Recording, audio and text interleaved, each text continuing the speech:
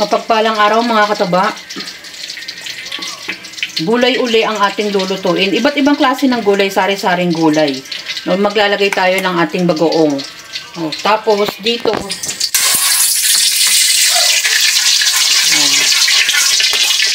lagay na natin yung ating pork, ang sahog. Kunin ko yung ating mahiwagang tong.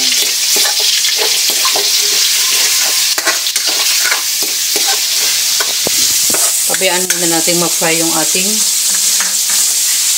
pork bago tayo mag-gisa. Habang pina-fry ko ng kaunti yung ating pork, ito yung ating gulay, alokbati. Lagi kong nasasabi yan na spinach. Pero ito ang kanyang spinach. Yan, may halong konting spinach. Malunggay, dahon ng malunggay, okra. Pinagsama ko na yung okra at saka yung sili. Tapos yung talong, kalabasa, sitaw, yan. Bawang sibuyas. Pinagsabay ko na. Ang panggisa natin dito ay bagoong isda. Tapos pwede na natin ilagay yung kanyang kamatis. Brown lang natin ng konti yung bawang at sibuyas.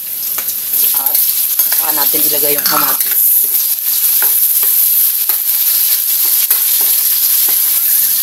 Pabayaan muna natin lumambot yung kamatis. Pinipress ko yung kamatis. Ugaliin natin magpress para mas lumasa yung ating niluluto. Kasi isa yan sa mga nakakapagpalasa ng ating kamatis. Maglagay na tayo ng kalabasa.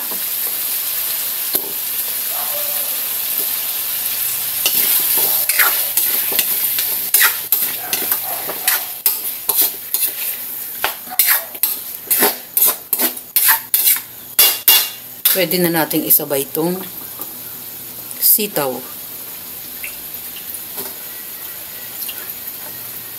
At yung ating talong. Ang hinuhuli lang naman natin lagi yung ating mga dahon. Okra at siling green. Haluin natin. Anak, pakiabot mo yun to.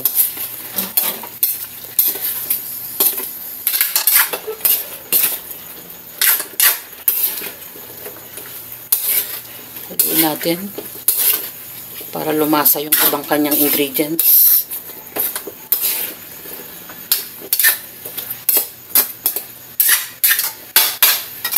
At saka tayo maglagay ng ating bagoong isda. Yung boneless na yan, wala na siyang laman. At tubig. Saka natin takpan. Yan, halos paluto na yung ating mga gulay. Maglagay na tayo ng konting pampalasa na Ajinomoto. Tapos, ang ating bati. Sarap na. Marami to kasi mga kataba. Mas masarap na. Mas maraming gulay. At ito naman ay pinitas lang namin dito sa katabi. Diba? Kasama ng malunggay. Kasama dito itong tatlong klase ng gulay. Itong spinach at alokbati. Yan. Tapos, isasama ko na rin ilagay yung ating malunggay. Diba?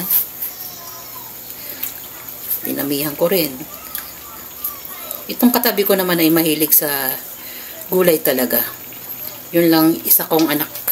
Pero, no choice siya. Yan. Haluin natin. Oh, nag-iiba na naman yung reaction niya. Kaya nga minimension ko mahilig sa gulay ito.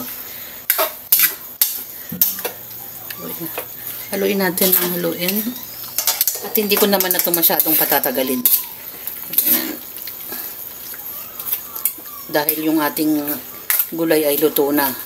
Dahon na lang yung huli. Ayan. Ready to serve na yan. Yung talagang masarap na pagluluto ng gulay at marami tayong nilagay na sari-saring gulay masasatisfied ka talagang kumain, mga kataba. Yan, nilagyan ko lang yan ng bagoong isda at iginisa lang natin sa sari-saring panggisa. Napakasarap ng ating paggigisa lang ng gulay.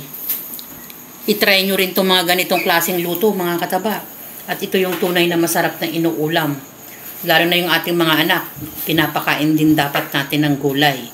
Yan yung ating simpleng recipe na naman. Enjoy, kumain, at maging masaya. Salamat sa panonood! At bye! Ingat mga kataba!